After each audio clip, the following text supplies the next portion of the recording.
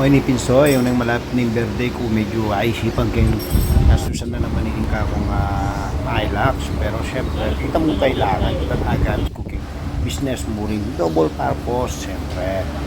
So, hindi pa yung kakabit na net, yung nagkakatamong idol kayo ng fifth gear. Yan. Nagkakakito naman po siguro na nang kakabit mo, di ba? Yan, nagpalagay tayo idol ng mga roller para may ilalak na natin yung sa loob. Version 3 yan mga idol. Roller lead version 3 ng Stingray brand mga idol. So yan, inaayos muna, pinipit muna. Kung makananod yung kabit masalese nung alibay, makubaklak ako sa masandi, balik di ba? Kantaya ito. Pero tiwala na ako makarin mga idol. Magaling po sila dito. Ito naman yung aking roll bar. Dito-scrap dyan nila mga idol para maibalik doon sa dati yan.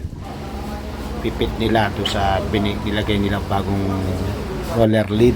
Ayan, pinipit nila. Hindi muna pinipik siya na tinitingnan muna kung paano may papatong na maganda at walang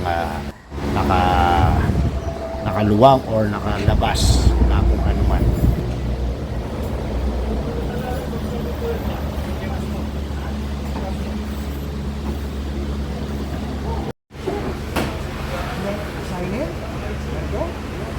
So itayari de pero kauli ining roll bar siya masang ulit ibalik kitang bakala balamon net kitang babo at mas mapormaya.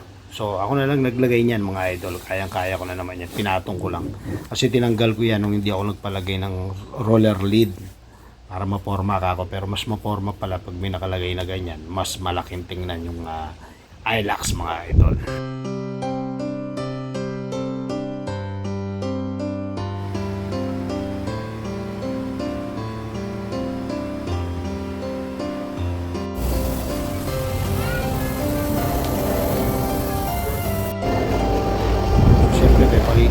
Caring malapit sa safe joke.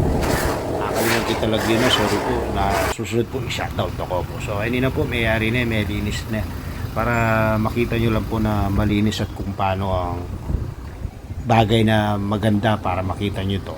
Siyempre pinalinis ko muna mga idol. So ayan, please check it.